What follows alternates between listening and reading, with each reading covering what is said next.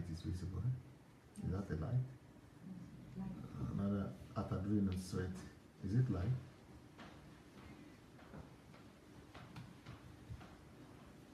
Sure. No.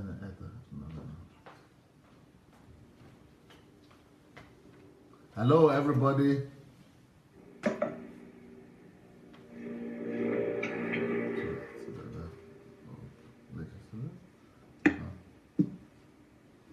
Check it. Is it going?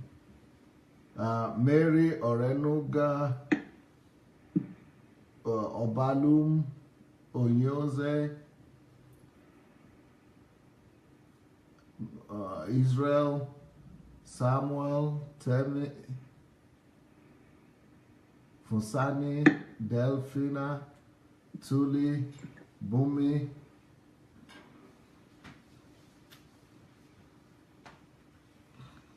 Archbishop Gabriel. Hello everybody. Jide Balogun. Welcome. Nice to see you all. Well, here we go for another day today with in our program of conversation with an atheist. And even though Innocent is more an agnostic, like he said, but agnostic, but you know, he's representing the interests of atheists. So let us go ahead and invite as many people as we can. And here we are with Innocent, and I will give him the word now. Let him take over. Innocent, here you come, sir. Thank you so much. I'm happy to be with us again this Sunday. And with the amount of questions that are flowing in, I think I'm really happy to see that people are asking questions more and more about religion, about the concept of God, and to see that the question they have in their mind is being answered, is being addressed.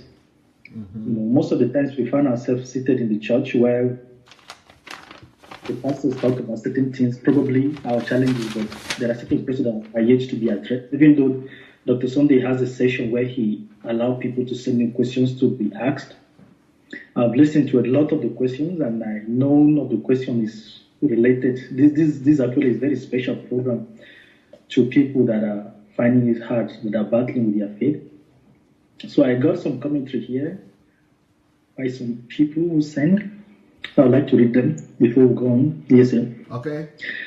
This person say, preach on, sir. Now I know I have not been rebellious as some pastors would have me to believe. I was just using my brain. We cannot be lazy. Why calling God to come and donor for us? I don't know what donor means, but yeah, why calling on God to come and do things for us? Okay. So this person is called Chinasa Vigil Okolo. Yes, that is in line with my book, which says only God can save Nigeria. What a myth. That we cannot just sit down and expect God to come and resolve all the issues for us, just calling on God to come and put all the responsibilities on God, while we ourselves are not doing much about it. That's what's special about your teaching, and I think people should check out the book. Only God Can Save Nigeria. What a myth. Is very important that people go on to search. So it will liberate the mind of our people. It will be a big-time revolution. It's a revolution that people need to see, because people have suspended their brain. They fail to realize that God has already given us the opportunity. God has given us the power to do certain stuff. Like I read a very horrible article this morning about a certain woman who refused to visit the doctor. She wanted prayer and miracle instead so that she would get healed with breast cancer, and she ended up losing her life. Wow. So yeah, for those people who don't know the book, this is the book here. Only God Can Save Nigeria. What a myth. Only God Can Save Nigeria. What a myth. That's the name of the book. That we cannot just sit down praying and hoping that God will come and save Nigeria. No, it takes Nigerians to take the right decisions, take the right steps to save the country. Yeah. Yes. Yeah, so that's so sad that the woman died. Yes, she lost her life. I don't know. I haven't verified the veracity of the article yet, but I think is a common occurrence. Yeah, they are too common to be live because there are too many of such cases. I had such case close to me too. I lost my best friend, lost his father because his name is Douglas Ahili. The father was being encouraged to take bath with salt water for him to be healed. We don't know what was actually eating him up at that time. Every effort trying to persuade the man to get medical help was proved abortive, and because he wouldn't listen to anything, he just wanted the church. He was being brainwashed. His entire salary is being given to the prophet. So eventually he lost his life. It was very painful. So I don't have any reason to doubt this story. So understanding that what this person is saying, that he wasn't rebellious after all, that was he was listening to your explanation to what he was saying, that he's asking questions. He thought he was being rebellious because those pastors will reprimand you not to ask questions. They will not encourage you to ask questions. So he thought he was being rebellious, but right now he has seen this program. He feels happy. So, and that people don't need to wait on God. Like this other lady who died of breast cancer, and she refused to visit doctor. I asked myself, I say, these people that are refusing medical help, they forgot that God actually made these resources available for humans to exploit them. God gave the doctor the knowledge. He gave him the resources, the herbs in place. He wasn't foolish when he kept these things. Even animals acknowledge the use of herb. You see a cat, they are not herbivore. They don't eat leaves. You see dogs too, but sometimes you find them eating herbs because it will cure some stomach pain. If you don't know these things, you can go carry on study about it. You'll see that that carnivorous animals eat plants sometimes for medicinal purposes. So they get healing. They know that this specific plant is made to heal you. When you eat it, they eat them. So why will humans refuse to eat?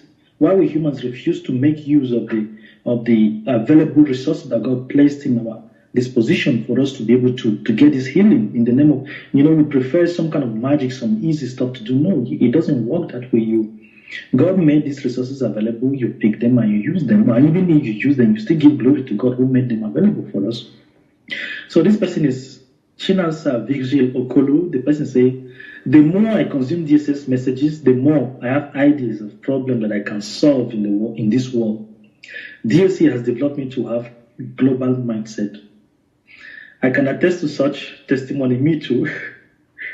I thought I knew it all. Like I did some studies, but I thank God for the humility that God placed in me. I listen fervently to DSS teaching. There are a lot of things that have helped me to see things more clearly and to understand them now. And this person is Yola BC Olushoga.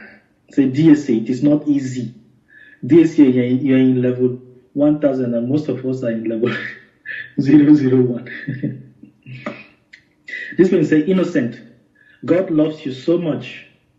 I've walked that path before, not as much as you, but nevertheless walked in it. But the truth is a beautiful thing to the soul. And this other person say, is this innocent guy an atheist, agnostic, or why? The title of this program says Conversation with an Atheist, but he sounds like a believer and an atheist at the same time. Is he Confucianist, or am I getting it wrongly? Okay, let me just answer this quickly before we go on. I know many people are eager to hear what you say. I won't talk too much, just little.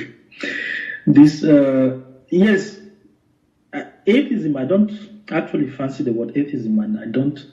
Agnostic, sometimes I describe myself as that, but I think the word free thinker is very charming.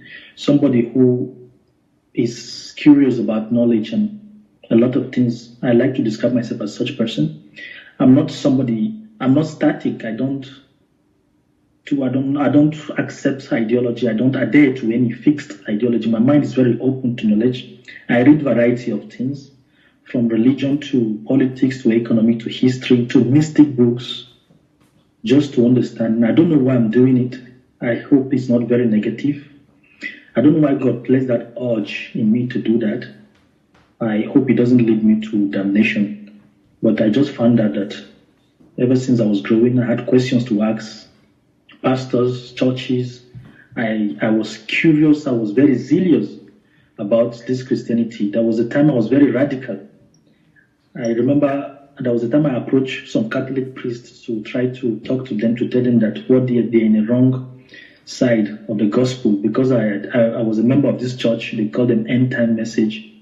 It was founded by a certain prophet, an acclaimed prophet. He says his name is William Marion Branham, a very radical group of church members. DSA, you know him. So, Yes. So that was the idea. That was my foundation. I don't regret knowing this aspect of gospel because it helped forged my personality today. It made whom I am today. It helped me to escape drugs or joining gangs. So I remember in secondary schools and universities, some of my schoolmates were being initiated into cults, but because of the ferventness I had with religiosity, it helped me to escape some of these things. So I refused to participate in anything that will harm my life. So yes, you can call me free thinker, you can call me agnostic, you can call me somebody who is curious, but I don't like tags. I don't like to be said, I'm this fixed. No, this is my nature. I'm very flexible. And I said, if I discover tomorrow that Christianity is very important for Africa, if it will help Africa to develop economically, politically from the level where we are right now, I wouldn't mind to give my life for it. Yes, that's how pragmatic I am. And also, I had an experience with one of my relatives, a very huge personality, but who saw my post on Facebook and was very curious. He was like, wow, I like the way your intelligence. And then he went on to reveal certain stuff that he has never shared with any person and told me that, yes, this is who he has been for a very long time. So I learned from that you can actually live in it, because I have friends who claim to be atheists, but they lost their family. Some of them were being disowned by their family. Some of them, they've been accused of being possessed by witchcraft spirit.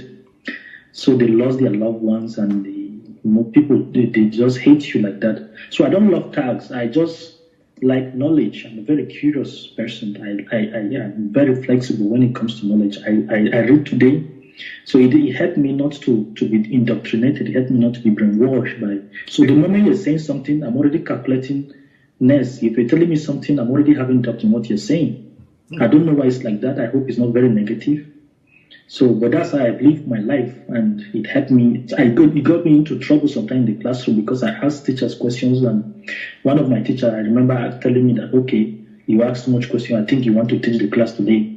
So the next day he came into the class and asked me to come in the middle of the class, and I was shaking. My body was shaking. Since that day, I stopped asking questions in the class. I felt like the classroom situation was weighing down on me. I didn't like how I was confined to. I couldn't express myself in the classroom. So the entire school system was very, very heavy on me. So yes, asking questions got me into trouble in the church, in schools, and so many places. So I hope it will help me to discover this light, something, whatever is pushing that urge, whatever that urge is coming in. I hope I'll be able to satisfy this someday. We have the first question is about death. And I also realized that you wrote a book about the fear, how to overcome the fear of death. So I'll read the questions, and I will encourage us to go on to search this book, to try to read it. It's very important.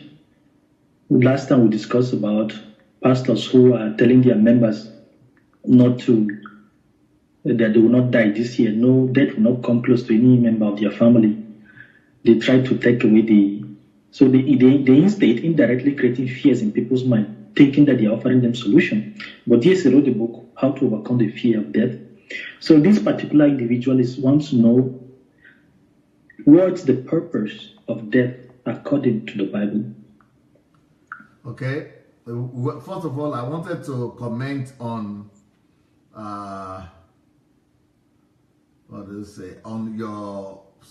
on what you said about yourself, on your status as an atheist or as an agnostic, and or what we call free thinker. Yes. Free thinker. Okay. So as a free thinker, the question I will have for you is, do you, because you talk about you liking to ask questions as well? Yes. Okay. So if you like to ask questions, do you also like to answer questions?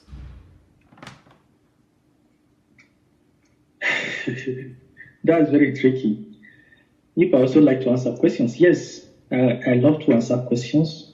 Things that are clear for me, I answer them directly. Things that are not clear, I try as the best I can to say that I don't know much about it, and I'm very open to learning new stuff, which is a good aspect of my personality. I think it has helped me in several aspects. Yes, I love to answer questions. You like to answer questions?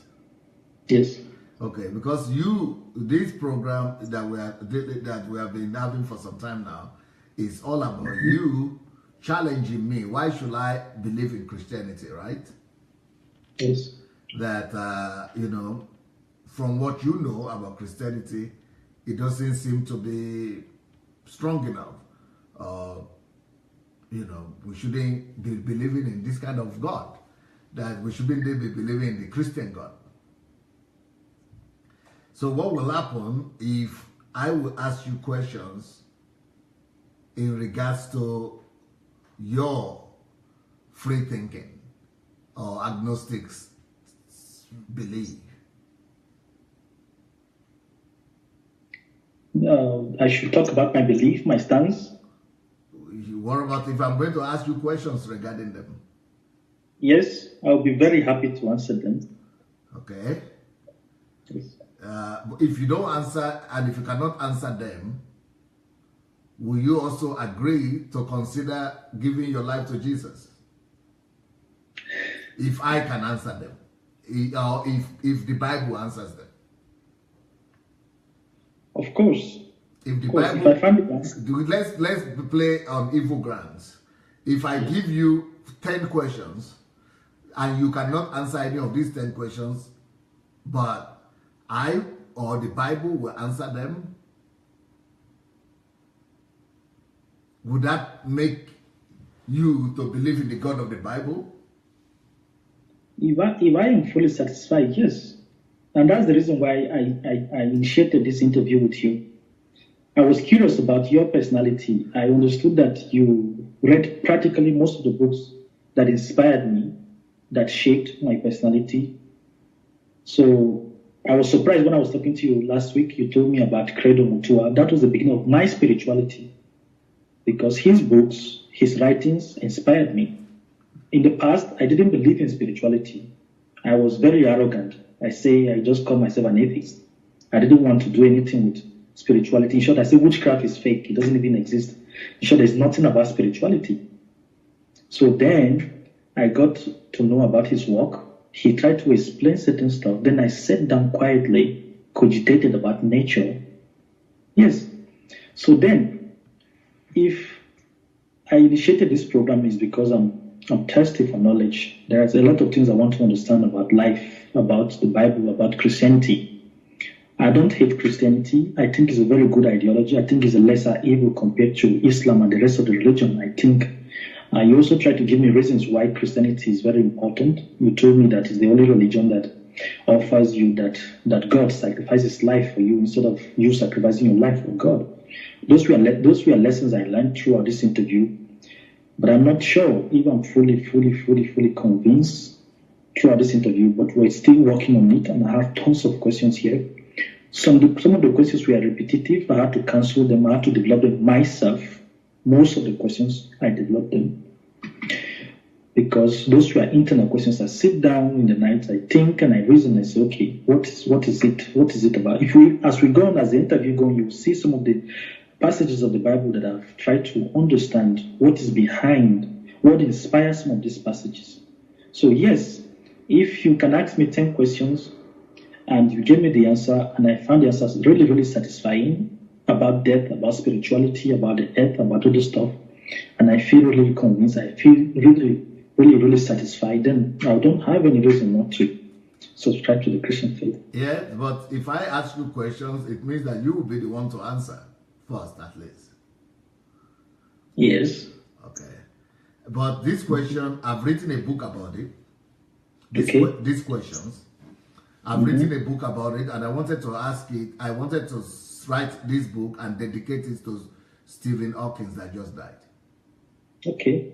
I wanted to call it 10 questions to Stephen Hawking, but I'm probably going to call it by the name of the leading atheist of my age. So whoever is going to be the living atheist by the time I publish the book is the one that is I'm going to address the question to. I want to address the question, 10 questions to all atheists of the world. Okay. And anybody that is doubting God. So if you are ready, we can turn the table around. Oh, I'm ready, dear. So you are so unpredictable. I didn't know that I'll be on the hot seat today, but I'll try my best. I'm not sure. First of all, I want to warn the people that are listening to us. I'm not out to convince people to abandon their belief. I respect every person's stance about it. So long as you're comfortable and there's no fear in your belief, there's no subjugation, there's no slavery, I urge you to remain where you are. In my position, I feel very comfortable in my position right now because when I lost my faith, I lost fear of superstition.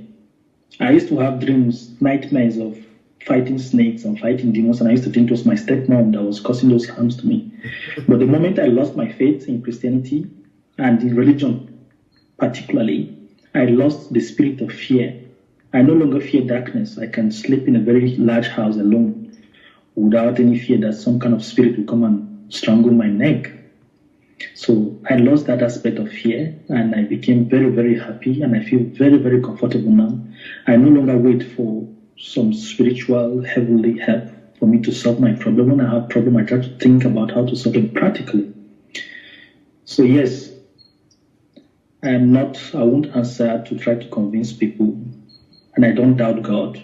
I don't doubt there is a transcendent energy that governs this world. So yes, I'm ready to answer your question, DSA. All right. So the first question I will have for you is this.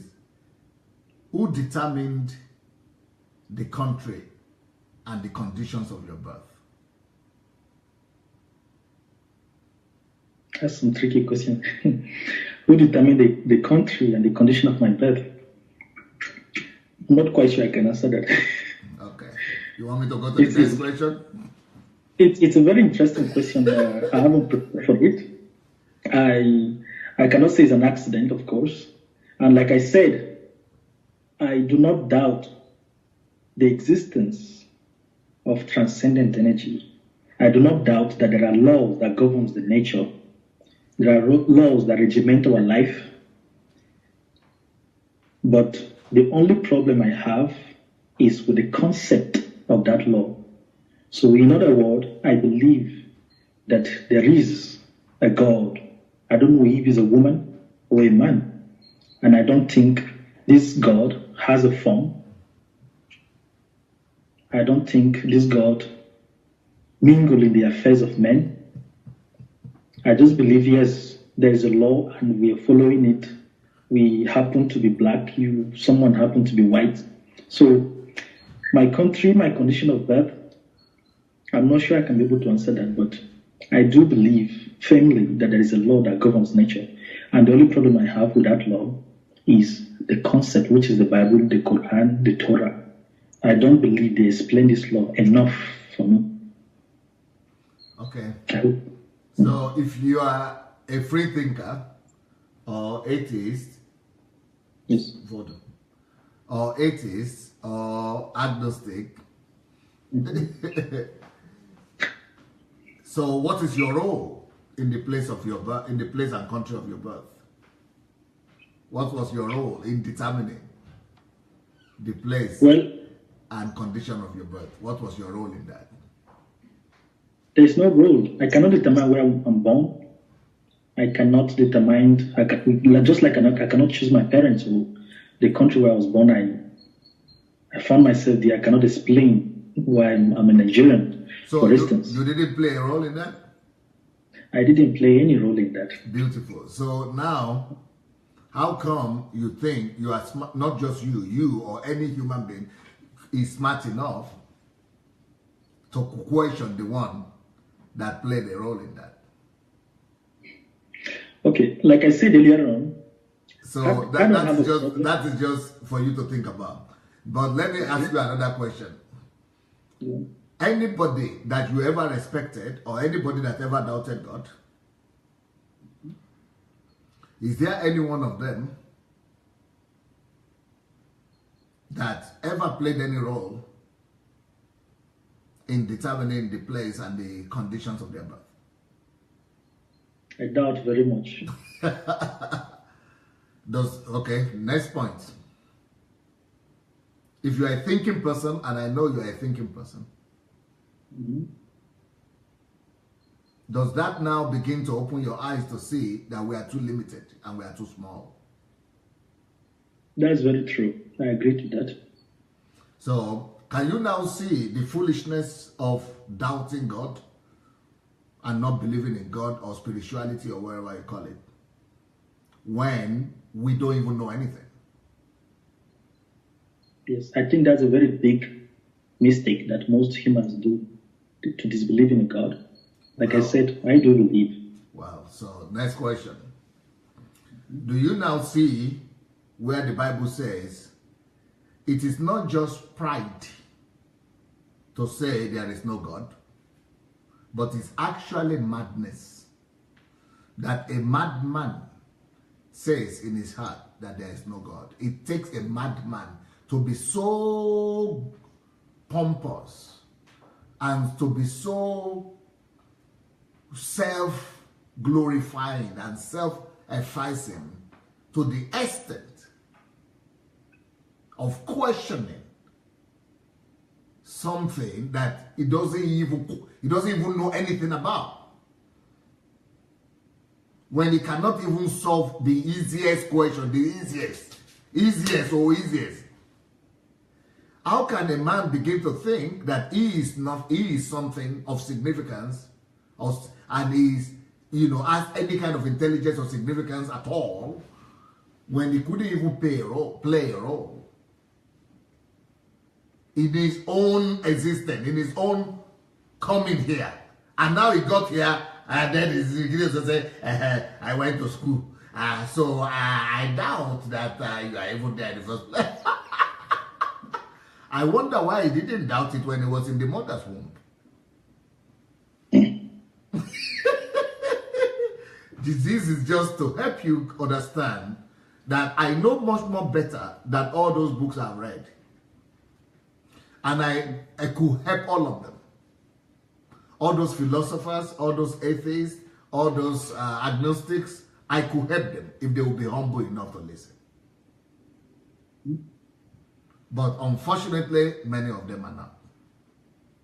That's true. That is just one question. If you want, I can. That's just 2 or 3 questions I've asked. If you want, I can continue. Yes, you're right. It's foolish for any human to. I listened. One of my favorite philosophers, I have one of his book here. It's called Cosmos. It's one of my favorite book. I just like his style of writing. He called it ontologie materialiste. Is in French. He said he's a radical materialist. He tried to explain everything according to science, according to nature, and everything. I have an answer for him too, because I read materialism, and I got distinction in materialism. Oh. So I have an answer for him. It's a bit I cannot do. So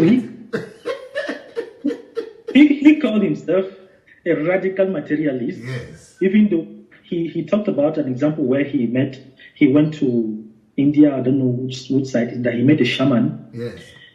And this village, it was an improvised journey he had. No one was there to pre-warn them that you're expecting a visitor. He just traveled, just met some local people. And the man held his hand with his eyes closed and told him things about himself that he couldn't believe it. This is a philosopher. He told him that he's a philosopher. He told him about his career, his life, his wife, and things that will happen. He told him that he lost his father. So he was shocked. He was surprised that how could this man know so much about me? Did any person told him before I arrived here? But of course, this journey was unplanned. It just happened that I just met some locals, and this man is telling me about my life, and he told him things that will happen to him in the future. Yet, even after hearing this, he still doesn't believe on spirituality. It has one explanation. So, it's called pride. Yes, it's called pride. So I think it's very foolish for one has to come back to be humble, to look at nature, look at the force of nature. There's a place in Alaska, somewhere in the US, where two oceans met, but you discover that they have two different colors. But you'll be wondering what is holding them apart. The water, they don't mingle. We also have this same water in Nigeria, the River Oshun and the River Oshobo. For those who know about this, you will see that this water, they splash together, but they don't join each other. For Nigerians who know about this. So you ask yourself questions, what is the force behind this? What is the law that is holding these things? So it's foolishness to say there's no God. And my problem is the concept of that God that I want to know constantly. And I keep reading the Bible. I see a lot of errors. I don't know. I call them errors, at least to my own understanding. Probably, I don't know much. Probably there was no better explanation. Probably my scope of understanding is very limited. And I need better understanding. I need better explanation to say, okay, yes, this is how it works. Or probably I need some kind of spiritual experience, some lightning, I don't know, some dreams, some vision, probably to be able to believe that these things. Just a little bit of common sense, my brother.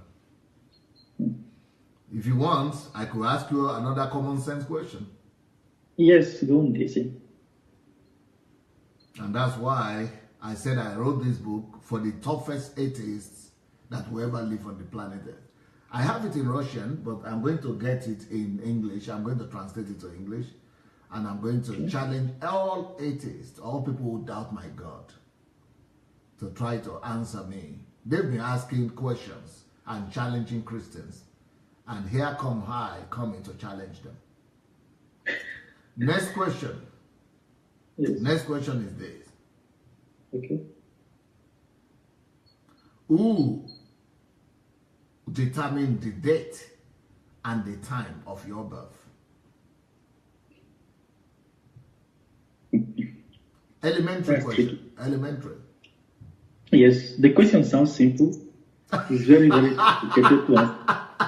Sounds simple but complicated to answer. Okay? Yes, exactly. So you will not tell me who determined the date you are supposed to come to this world?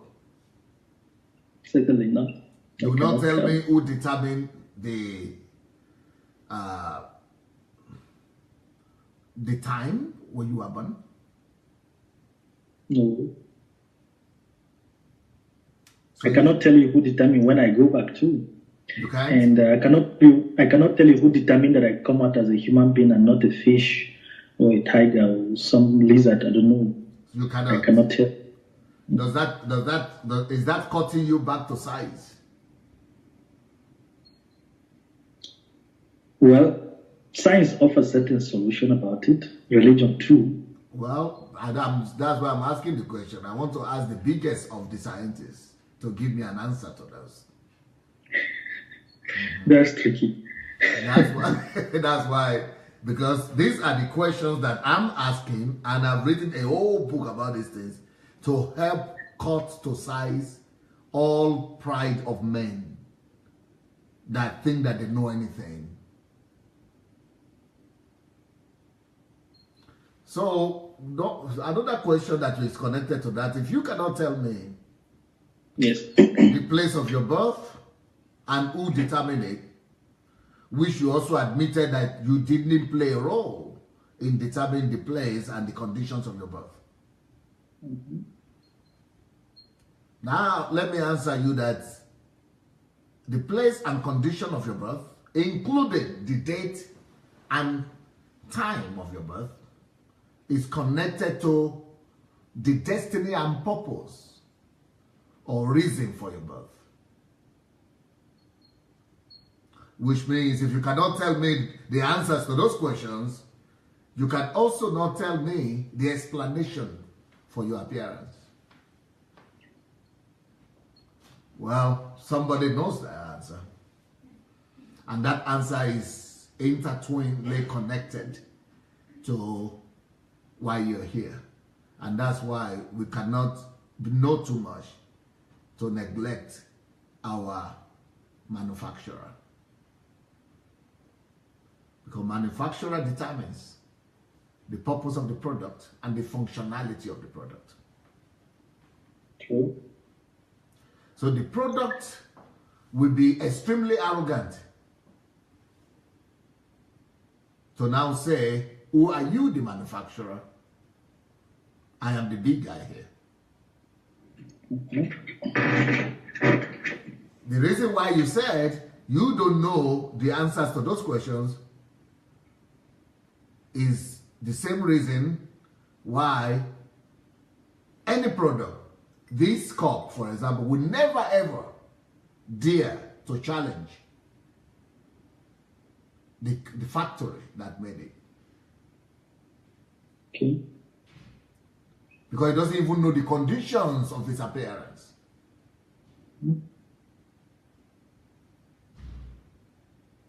Same with this microphone. Because it's not made for itself. It didn't even know when the decision to make it was made. Because the product is always much inferior to the manufacturer.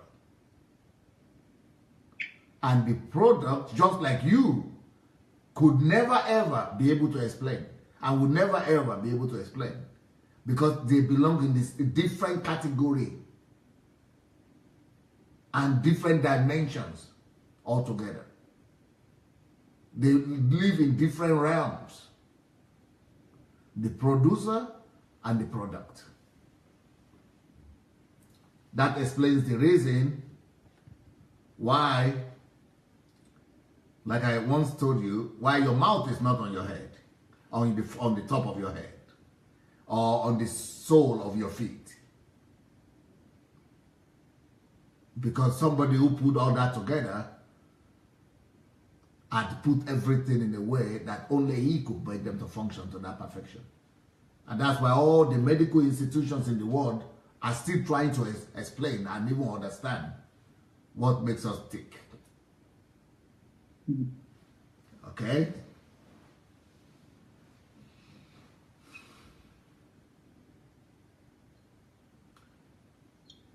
If you don't know how you came about, the conditions of your appearance, that is to say, you just discovered yourself here. You just discovered that you are living.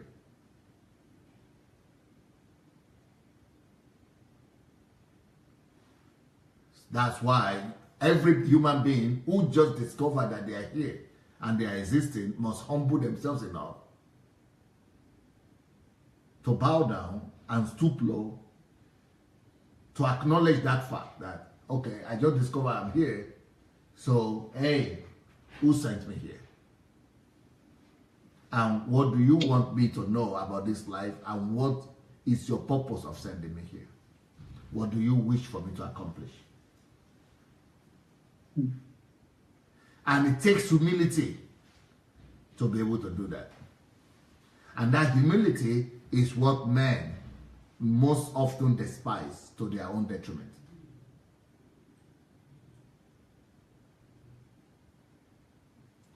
If you wish for me to continue with my questions, I could as well continue, sir. Yes, it's very interesting. It's a very provocative question. I hope this question is not just directed to me, but it's directed to the people that are listening to us and to those who will come across this interview in the future times. It's very important that we ask ourselves this question and try to find the answer to it. As it is right now, the only thing, the only concept, the only idea that seems to provide answers to some of this, just like the African religion couldn't answer some of this question, neither does Islam that came later, or Buddhism or other religion. Christianity tends to offer a solution to answers to some of these questions. but it's still questionable. That's what some of us are battling with.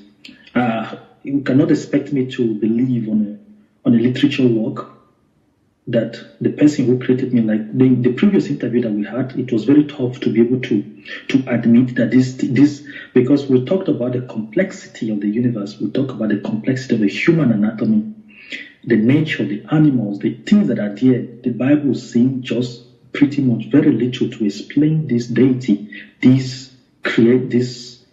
energy that made human. That is the problem that we have today, that the Bible is not sufficient enough to explain this transcendent energy that we have.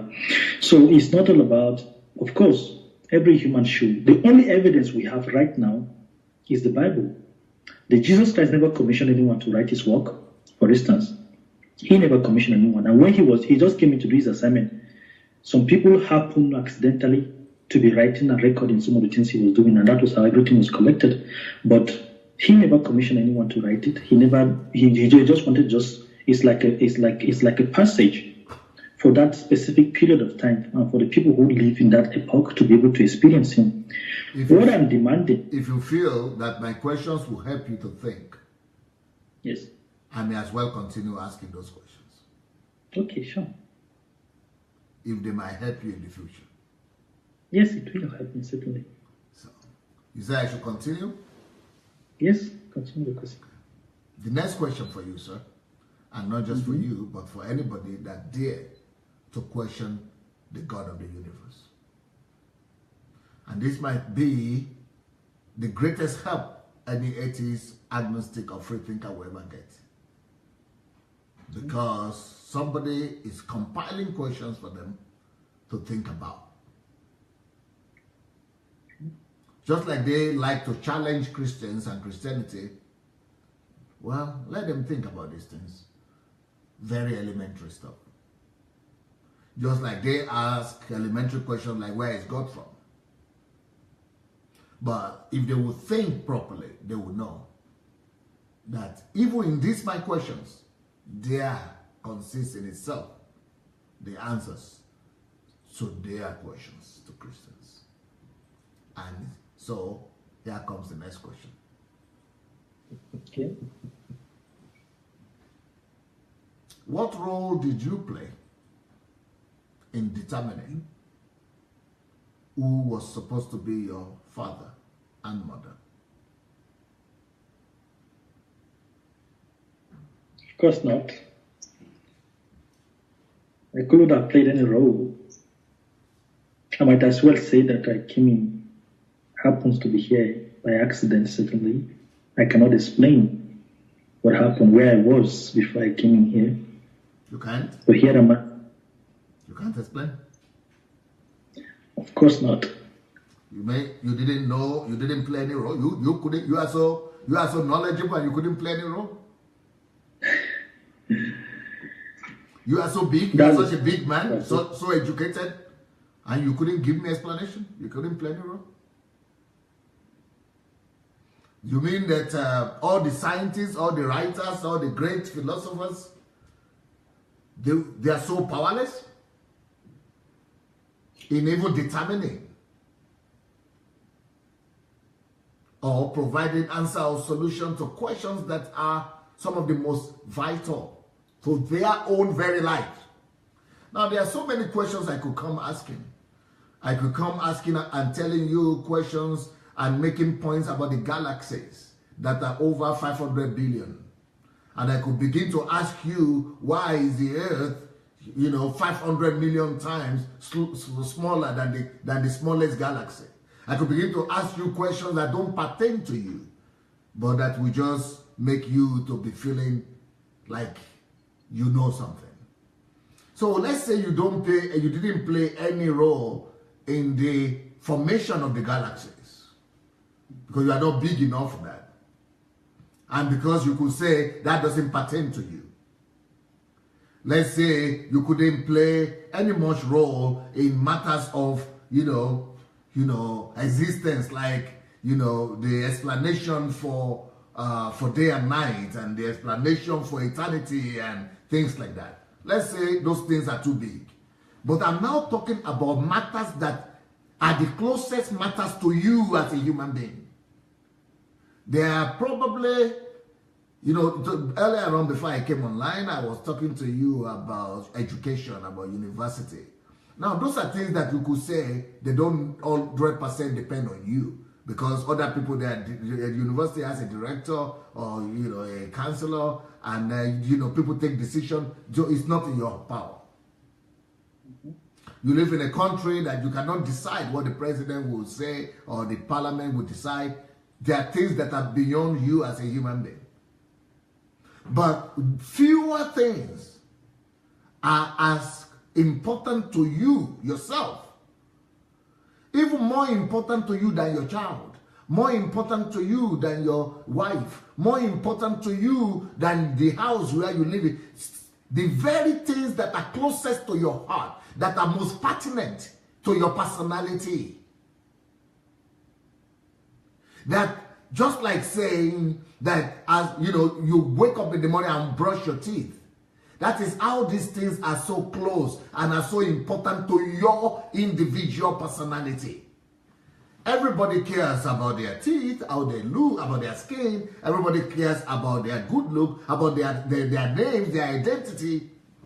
So if you pay attention, you will realize that the questions I'm asking are the questions that directly relate to your personality and identity. You cannot say you are not interested in them, because they are the things that they inform who you are. They are the questions that determine your personality yourself. You cannot say you are not interested. You cannot say, you know, those things don't pertain to you. You cannot say that those questions are, you know, questions that are too far away from you.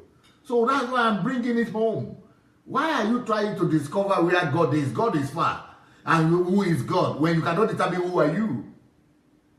I'm not saying go and determine who Angel Gabriel is, or who Satan is, or who continent something is, or who, you know, those ones are too big for you. Let's start from you. Let's determine who you are. Let's ask you questions about yourself. Things that should pertain to you. If you as anybody, if you are anybody of significance in reference to God or in pertaining to God, anybody in their common sense would have said, I would have liked to inform. I would have liked to determine myself who my parents are. If I was as powerful, if I was as significant, it would have been something that I would have liked to pick. Out of the 5 billion people on earth, I would have liked to be the one to pick and to make that choice. Because it's my life, my dear. It's my life. It's not my parents' life. It's going to be my life. So my parents shouldn't decide that thing. It should be me to decide it. It's my life. You know, it's not my parents or even my country that should decide for me where I will be born. I want to know where I will be born. I want to be the one to decide where I will be born, because I will live the life, my dear. But if even in this absolutely obvious and absolutely, personal questions of identity, I am helpless, absolutely helpless in influencing, not even in taking the decision, but even in influencing the question or the decision, then how helpless am I? Because I couldn't even help. Okay, let me ask you another question. What about the colors of your eyes? At least those are very, very personal. Or colors of your skin. Why didn't you play a role in determining that one? Because that is very personal. Because you carry it all with you. For all the time you are going to be here, you are going to be forced to live with these things. And how can you be forced and be humiliated and be submitted and be subjected to things that you didn't pay attention, you didn't play a role in, and you still say you are in charge? If you couldn't even to take the decision on when and how and where. So what do you know then? Nothing. It's very bright. So you are a very honest seeker. Because many people are not honest enough because of arrogance. They will not be honest enough to even answer that question. We are so limitless. You should know that even the ability for you to question anything, you don't decide it. It is because somebody else that determines where, when, and what is giving you that temporary permission to even question.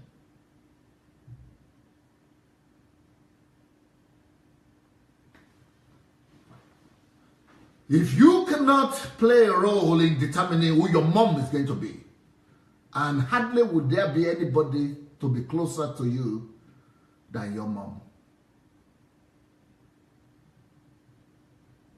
And I wonder if you could play any role at the point when you were 1 day old. How helpless were you? You are at the mercy of somebody else, of other people. Just like you are at the mercy of other people when you are 1 day old, 1 month old, 1 year old, 2 years old, 10 years old. You were always at the mercy of others. And you never thought that you were anybody that time. That is a life lesson to every human, to always remember where you are coming from. And to always know that just like I needed to be dependent, and I needed to depend on another in the most vulnerable times and years of my life, so also will I need forever to be dependent on another. That is the essence of faith in God. I'm not even going to go to a place or to the time when you are in your mother's womb. And for you to tell me what were the conditions and the events that were happening for the 9 months that you were in that womb.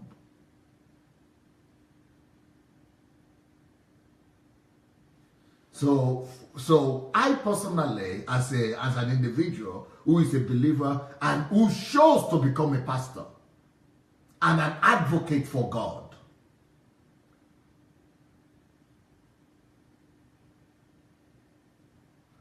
I'm not too foolish, and it's not out of foolishness that I took that decision. To believe in the Bible. Yes. And to even be an advocate of the Bible. And a proponent of it. And a propagator of it.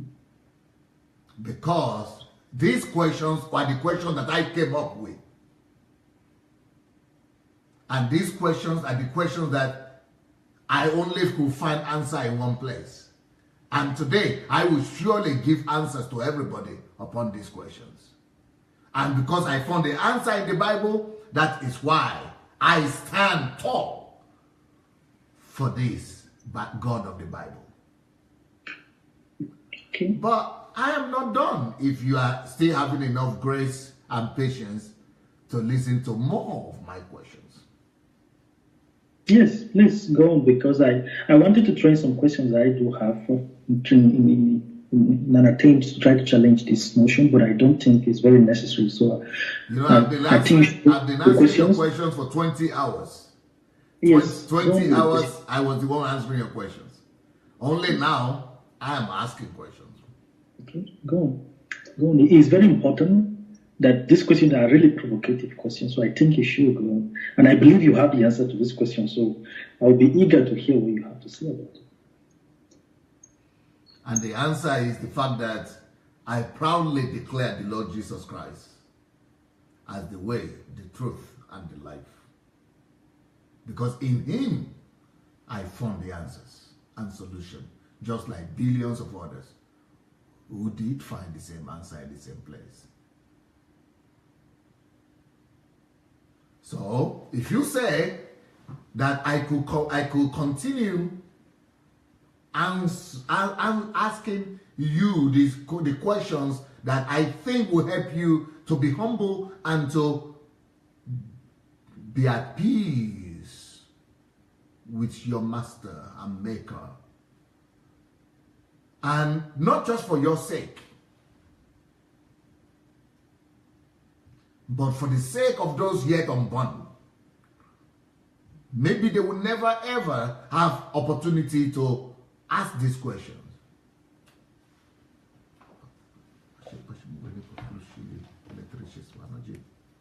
Was the on? Sorry, guy. Yeah.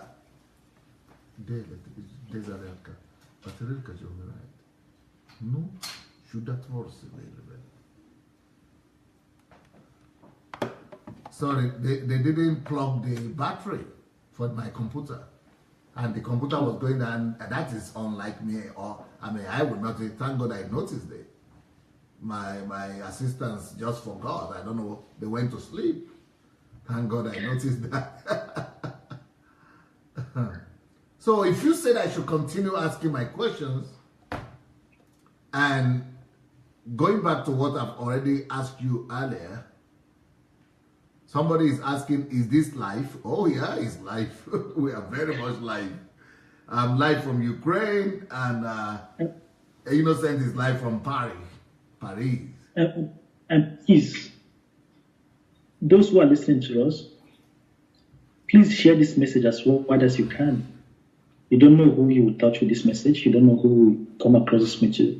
Invite your friends.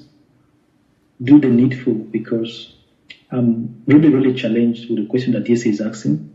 So I would like you to continue with the question and really, really, really ponder on that. And I think I'm getting to the point to understanding the reason for this interview right from the beginning. That I told you that after all the knowledge and the things you know about, why do you still adhere to this Christian faith? And I believed that before the end of this interview, before the end of all these things, we'll be able to have answer to it. I also had an idea I wanted to propose to you, I don't know, that we put this in a book form, in written form, Conversation with an Atheist, because people will see it, they will see a bunch of books like this, Conversation, and they'll see the questions, similar questions that they have in their mind. They can be able to open it, to read it, and find questions to now find answers to some of the questions that they have. Maybe we'll have volume 1, volume 2 as the interview continue, which I think a lot of people can be able to access it. So I don't think this is for me. Like I told you, there is a record for people in the future times and people who will come back to read them, to be able to learn from them. This question you're asking me is humbling. I must admit to this, that people have to sit down to reason and to think about it. So please continue with the questions. Well, if you permit me to continue, I will just quickly run over some of the things I've already asked. The first question I asked Innocent is, who determined the country and the conditions of his birth? Mm-hmm. Then I asked him another question, what role did he play in determining the country and the conditions of his birth? As an atheist, and this is the question I ask all other atheists as well. If they cannot answer these questions, they must be humble and be broken before the maker of the universe. Otherwise, it will be total.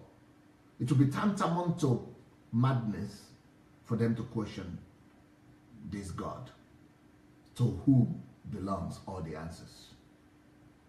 The next question I ask Innocent is, who determined the date and the time of his birth? So far, the answers I've managed to get from Innocent are negative. No way for me to know. Then I ask him another question. Out of all the atheists that you know, the philosophers and the great minds, who question my God and their maker. Which one of them could answer these my questions? He said he doesn't think there is any. I said, okay, next one. Then I asked him the next question, do you know and do you acknowledge or realize the fact that the place of your birth, the time of your birth, the conditions of your birth are intricately connected to your purpose of birth, or for the reasons, or to the reasons of your birth, and to the assignment behind the mystery of your birth. So, if that is so, which means it is only the man or the person that determined the place, the condition, the time of your birth, that knows, and that will be able to tell you as well the reason for your birth. Then I said, just like in everything, in every product, and in every process of production, this cup was produced by a manufacturer. The cup itself will never be able to answer those same questions. What are the conditions of your production? What brought about your appearance here, cup or microphone? Why were you created? Who created you? Who thought of you? Any product will never be able to do this because it has a maker or a manufacturer. I said, just like this cup is helpless to answer those same questions, so are you helpless. You and any other atheist is by no means better than any of these products that we see around us. We are indeed helpless. Then I told him, even the ability for you to answer, to question God, where is God from and things, is only because you have been permitted to do so for a while. It's not because of your power or because of your smartness or because of anything that you possess by yourself. Then I went ahead to tell Innocent that you don't really possess anything and you don't really know anything. The only thing that makes you to think that you know something is what is called pride and arrogance.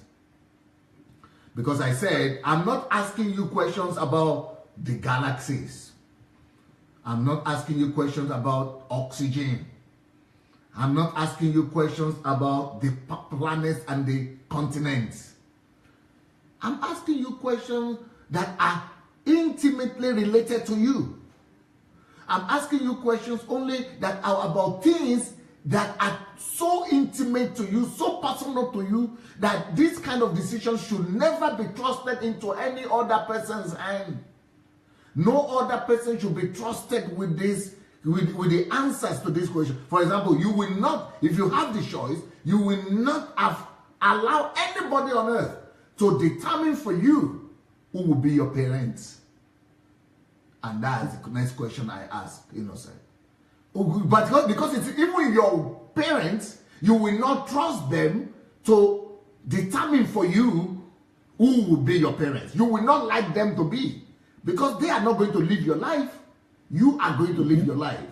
So if you had the opportunity and the chance, if you are so great, or any atheist, or any agnostic, or any free thinker is so great and so knowledgeable, it should be able to take part in deciding who he is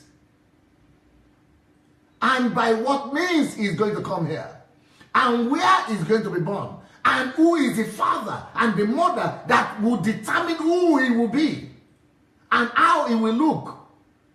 Things that will remain with him forever. Things that, most of the things that he will never be able to change or alter. And that is why if he's really somebody that he thinks that he is, and is as significant as he feels that he is, he should be more interested than any other person. Why are you trying to get me answers and be, trying to question what is this galaxy, what is in heaven, is there heaven or hell? Why should you try to determine for me if there is heaven and hell? hell or not, or if there is God or not, when you cannot even determine for me who is going to, for yourself, not even for me, for yourself, for your own interest, who is going to give birth to you. When you cannot even determine what are the conditions you would like to be born into. You couldn't even decide not for me, for yourself. And you couldn't even determine for yourself what are the colors of your eyes and the color of your skin and your height. If you are so helpless to answer these questions, then it is only logical to agree with the words of the Bible that says, it is madness to question and to say there is no God. It is madness for a creation, a product. It is madness for this cup to question its manufacturer or its creator. It is madness for this cup to now say, no, I don't have a creator. Nobody made me. Everybody will just be laughing and say, madness doesn't have a limit. It is the height of madness for this microphone to say, no, who made me? Why should say anybody made me? Those kind of questions are not in the prerogative of products to answer. Products, they belong in a different level, on a different parameter, on a different world, on a different different horizon, different parallel, different world to the world where the creators are. It's the same with God and with us. We are in different, parameters. We're in different, what do you call it? Ismerania. What do you call Ismerania? Yeah, I forgot the English word. Realm. Yeah, we are in different realms, like with God. Yes, Drugo is slow. Dimension. We're on different dimensions with the Creator. We don't belong. We don't belong on the same dimension or realm where we could talk together. We belong on these different realms and dimensions. We cannot talk. We don't belong. Just like this microphone cannot talk and decide about, it cannot sit, it doesn't sit on the boardroom, in the boardroom. Same with this cup. It doesn't sit on the boardroom to decide what is going to happen about his creator or the conditions of his creation. So now that Innocent has given me the go-ahead to continue with my queries and questions, I will therefore ask the next question as thus, which I had mentioned a little bit. Who determined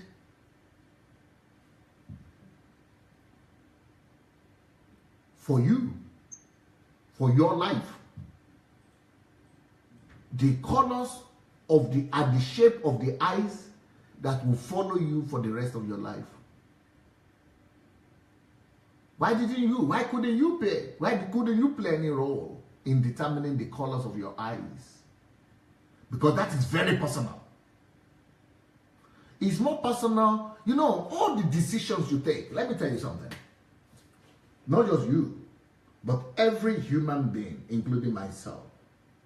You don't take any decision at all. Nothing depends on you. All those things that you think that depend on you, they are all secondary questions.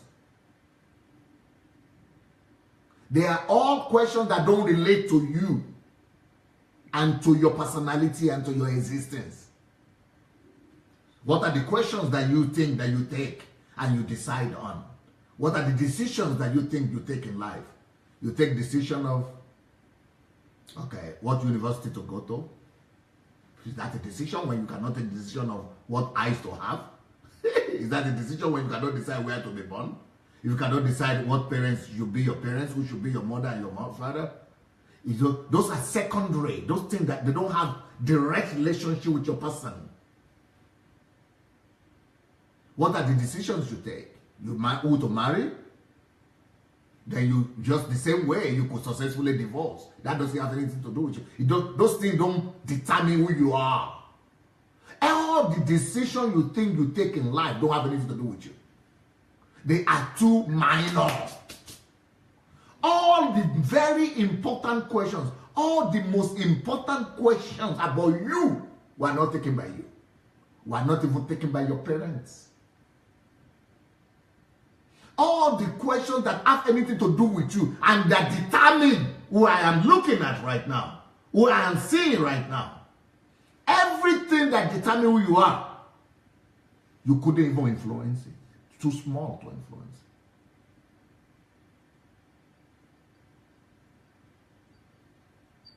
it. You didn't even play a role. You are not even invited to be a guest or an observer when those decisions were being taken.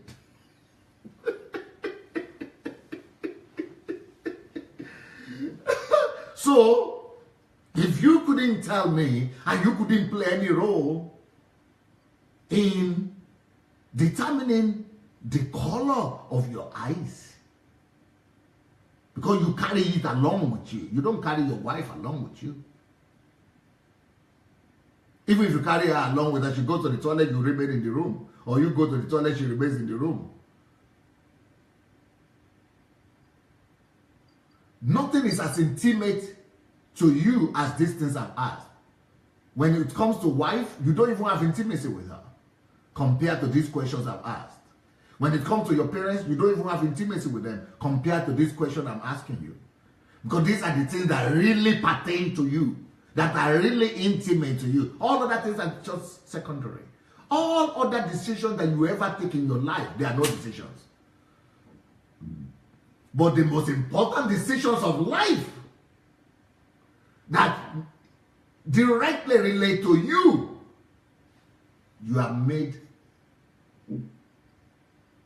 helpless. You are rendered incapacitated so that we will not question the master and think that we are anything.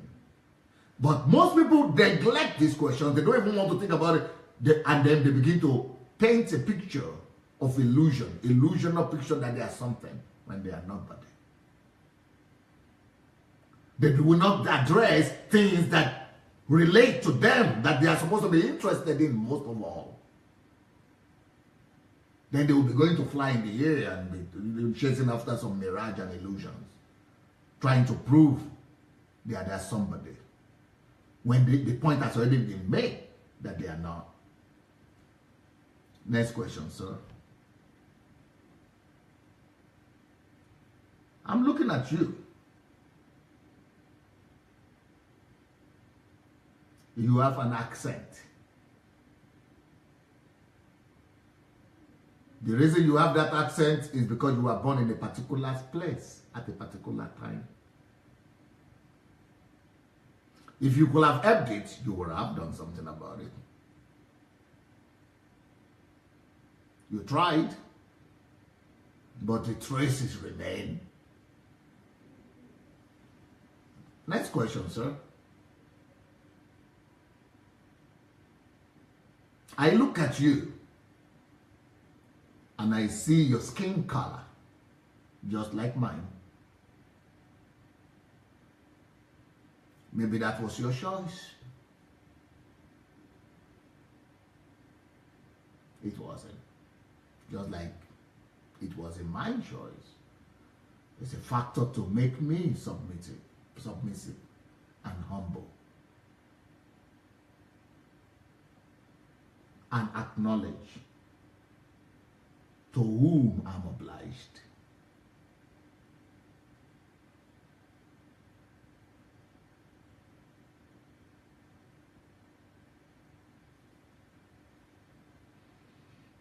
I have tried to be humble as much as possible in about 20 hours of discussion that we've had. Even though I knew these things, but I was quiet and I was humble to try to help provide answers to an inquisitive mind, and that is just because of your own humility as well. Most people who are proud and who don't want to listen and who think they know something, my response to them is to be quiet. You think you know? Keep on proving your point.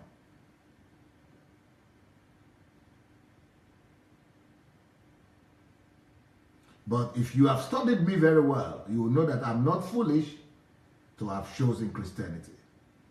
And if a man like me will do it, believe me, there is a reason behind it.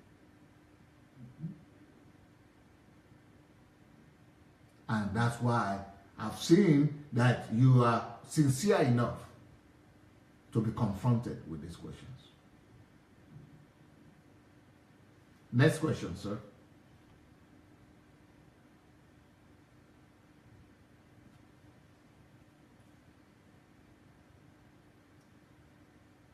I think I see that you are not too tall, even though not too short.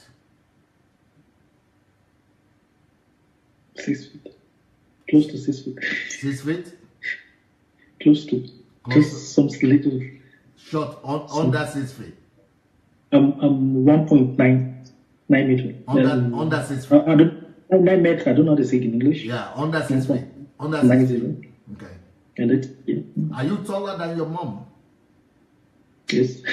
Are you taller than your dad? No. No. So who decided that?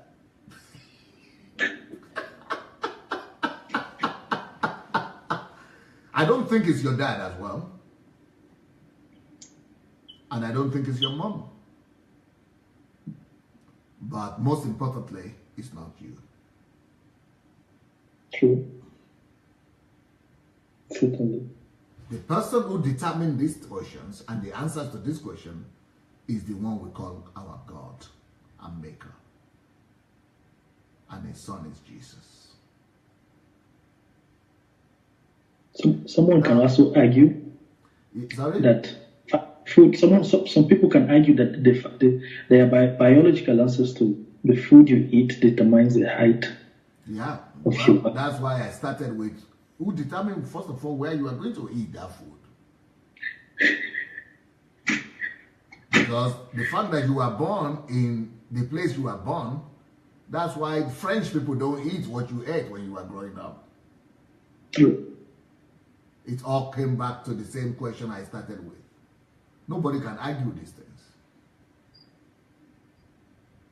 Because the place you were born is what determines what you eat. Mm-hmm. And the people you are born to is connected to what you eat. And since you couldn't take those decisions, well, you know the answer. I was asking myself a similar question today because I was making research on the book that I kept writing, but I kept having self-doubts. Just one single book is taking me almost half a year now. I say, okay, if one single book is so tough to write, what is DSA doing? How is he able to produce 1, 2, 3, even more than 100 books? So I was asking myself this question about how we need substance to regenerate our body, to make us grow. How we need water, first of all. How we need carcasses. That's the word I employ in my writing. How to use carcass of another life. So you eat another life to keep you alive, to keep the life regenerating. If you don't mind, Innocent, maybe I should finish my questions, then we could debate next time. Yes, go with the question. Should I go ahead? Should I go ahead? Yes, and be conscious of the time we have. That's why I wanted to quickly finish with the questions. Okay.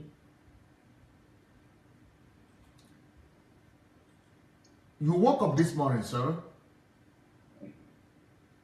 How are you sure you are going to wake up? Who determined that? Next question. Did you go out of the house today, sir? Did you go out of the house or no? You didn't go out of the house? Yes, I was out. You were out, okay. I'm sure you will not be able to tell me how many times you'll be out this year. Of your room and of your house. Will you be able to tell me the numbers? No. Okay. Who took the decision and where is the guarantee and assurance that each time you went out, you will always come back? And where is the guarantee that when you go back to bed to sleep, that you are going to wake up?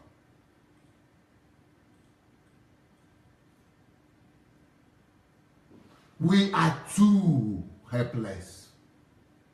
And you cannot tell me that the decision, that if it had been your decisions and your choice to know if you are going to wake up tomorrow, anytime you go to bed, that you will be able to decide to wake up or not to wake up, that it would have been a thing that everybody would have liked to be aware of. And it would have been a decision that everybody would have liked to take. But even that is withdrawn from you. What if everybody could have been able to guarantee himself that when I step out of the house, that I will assuredly come back. Everybody would have liked to know that for the next 50 years or for the next 30 years. If you cannot answer that question, it even shows how helpless we all are. God himself intentionally made us to be limited, even in those areas where we must be more interested in being in charge.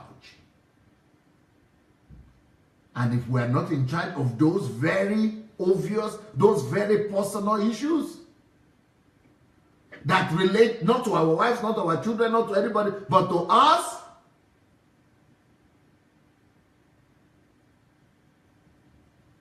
then how come we're thinking that we are anybody or we are somebody? Next question.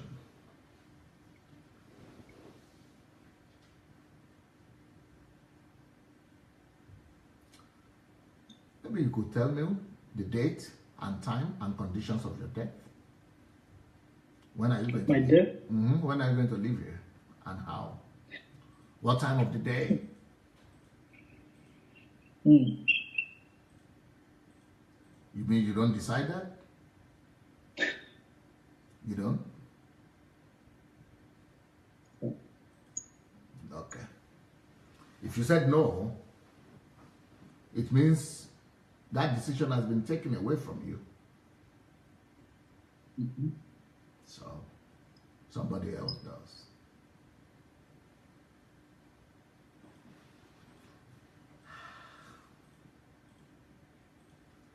I've asked so many questions today. I don't know how many in total, maybe 20. But I would like to leave it at that. Because all of us finished this journey at that point. The point of departure. The point of death. The time, the condition. And the date that none of us could tell. Fortunately for me, I can tell. Because I've spoken to the one who decides. And he has informed me about my own. But that's why you must have a relationship with him. And when you are in that intimate relationship with him, with the Father, who is my Father and who is your Father, mysteries about life will be less. You will walk in light and not in darkness. And you'll be able to help all others. Voila. That's all I have for today because our time is over and we have to try and come back tonight in the next 30 minutes. So maybe you'd like to say something before we go. Thank you, DSA, for the question. I didn't know if you planned this. No, no. It just came impromptu because we started talking about something I can't remember. We started talking about somebody who asked me a question if I'm an agnostic.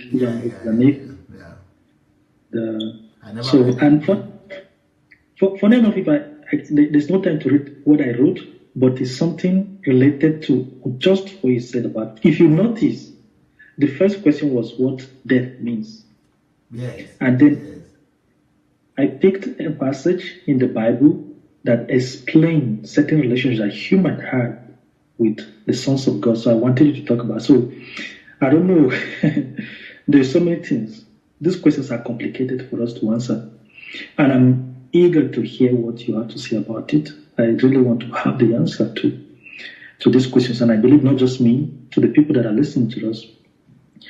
And this is what I call, there are intrapersonal questions, there are extrapersonal questions, which can be classified as such, that we ask external questions about things that doesn't concern us and things that concern our life that we can't even explain. They are very, very important. I think at this point, it will be foolish of me to try to give you answer to those questions. What I would like you to do is to go and ask God and have an experience with Him. Tell God that these are the questions Pastor Sunday has asked me. I want you to give me an answer. Show yourself to me.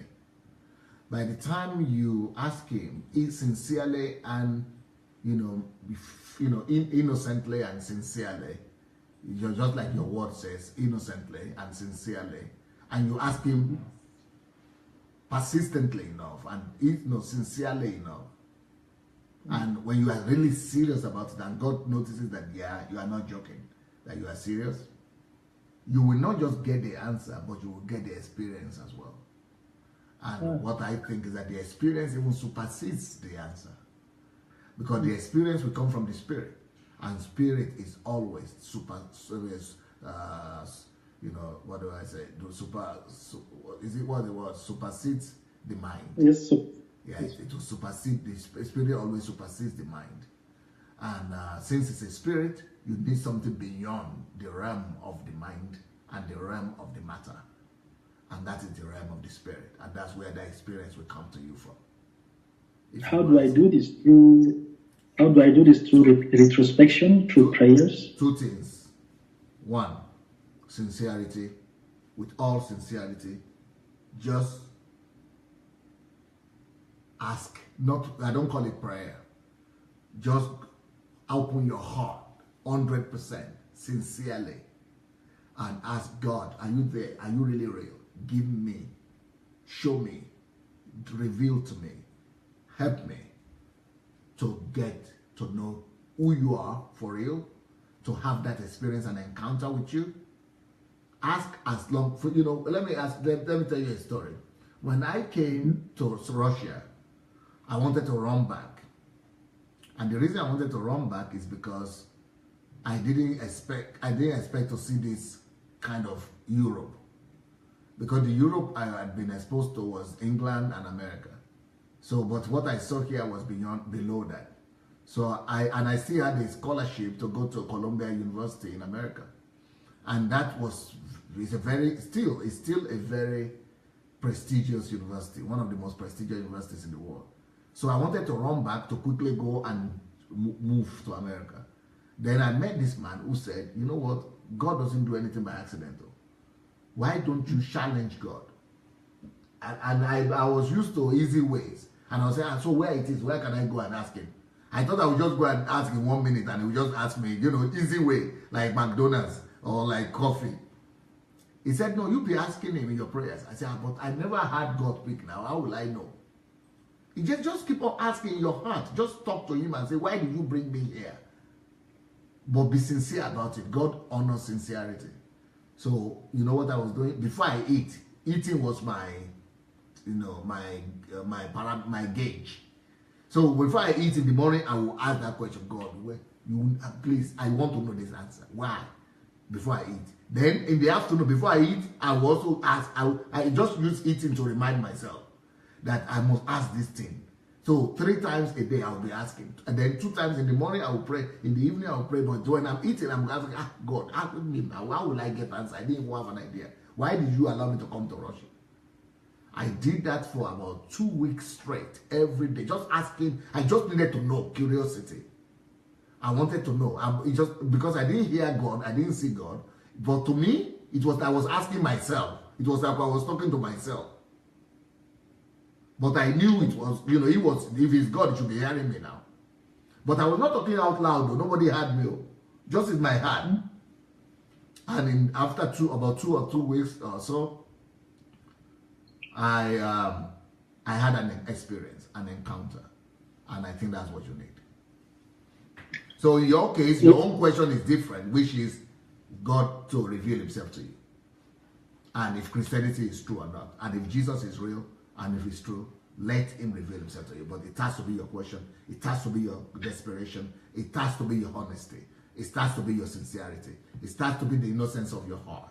It has to be your action, not mine. If you sincerely, innocently demand, ask, aspire, demand, and, inquire, definitely you'll get an answer. Okay, let me quickly share the screen with you, because everything you just said, this advice, okay, I didn't, it was already prepared on the ground, and here it is. I want everyone to see it. These are the questions if you can see here. Wow. This is one of the questions. When did you prepare them? This question, I prepared them this morning. I woke up, I refused to go to church just to meet them. Are you serious? So, okay, look at some of the questions. Okay, here's one of the questions here. What do you think about the person of innocent Magaji? Do you think he has found the light he's searching for, or he will eventually find it? What's your advice to innocent Magaji and his like-minded friends? So, and I didn't even know that you have this answer, these questions, and see how God has led me to give you the answer. Yes. Without even you telling me. Exactly. So these are the questions. Beautiful. It was beautiful. Beautiful. Beautiful.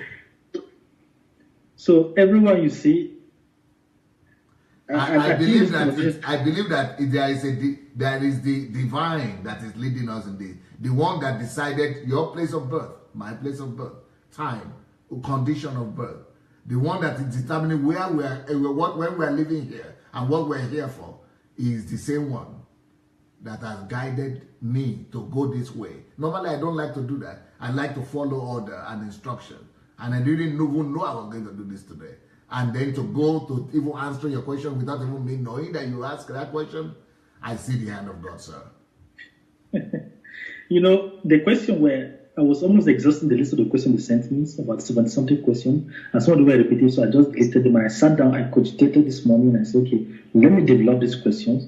And then when I saw myself, someone was telling me, ask questions to this about some personal questions about yourself and hear what you have to say. And that was when I developed them.